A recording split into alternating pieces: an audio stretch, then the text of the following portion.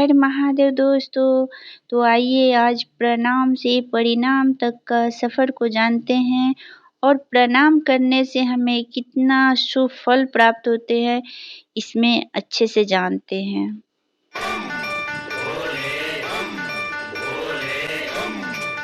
महाभारत का युद्ध चल रहा था। एक दिन दुर्योधन के व्यंग से आहत होकर भीष्म पितामह घोषणा कर देते हैं कि मैं कल पांडवों का वध कर दूंगा। उनकी घोषणा का पता चलते ही पांडवों के शिविर में बेचैनी बढ़ गई। भीष्म की क्षमताओं के बारे में सभी को पता था, इसलिए सभी किसी अनिष्ट की आशंका से परेशान हो गए। तभी श्री कृष्ण ने द्रौपदी से कहा, अभी मेरे साथ चलो। श्री कृष्ण द्रौपदी को लेकर सीधे भीष्म पितामह के शिविर में पहुंच गए। शिविर के बाहर खड़े होकर उन्होंने द्रौपदी से कहा कि अंदर जाकर पितामह को प्रणाम करो। द्रौपदी ने अंदर जाकर पितामह भीष्म को प्रणाम किया तो उन्होंने अखंड सौभाग्यवती भव का आशीर्वाद दे दिया। फिर उन्होंने द्रौपदी से पूछा कि वत्स, तुम इतनी रात में अकेली यहाँ कैसे आई हो? क्या तुमको श्री कृष्ण यहाँ लेकर आए हैं?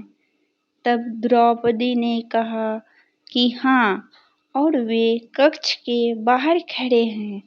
तब भीष्म भी कक्ष के बाहर आ गए और दोनों ने एक दूसरे से प्रणाम किया।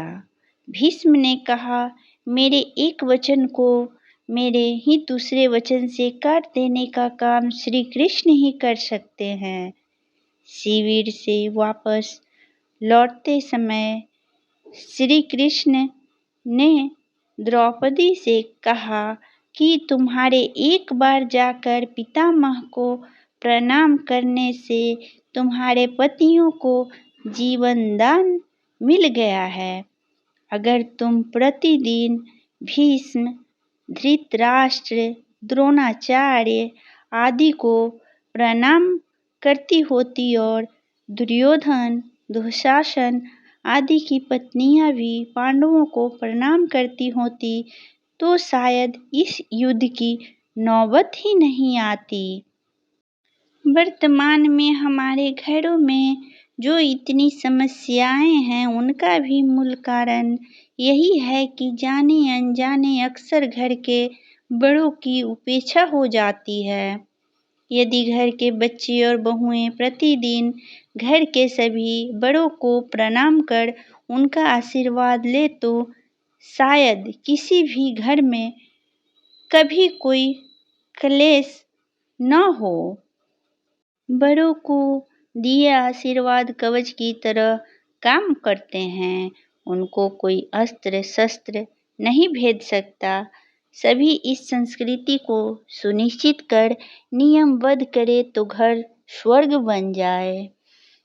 क्योंकि प्रणाम प्रेम है, प्रणाम अनुशासन है, प्रणाम शीतलता है, प्रणाम आदर सिखाता है, प्रणाम से सुविचार आते हैं, प्रणाम झुकना सिखाता है, प्रणाम क्रोध मिटाता है और प्रणाम आंसू धो देता है, प्रणाम अहंकार मिटाता है, प्रणाम हमारी संस्कृति है।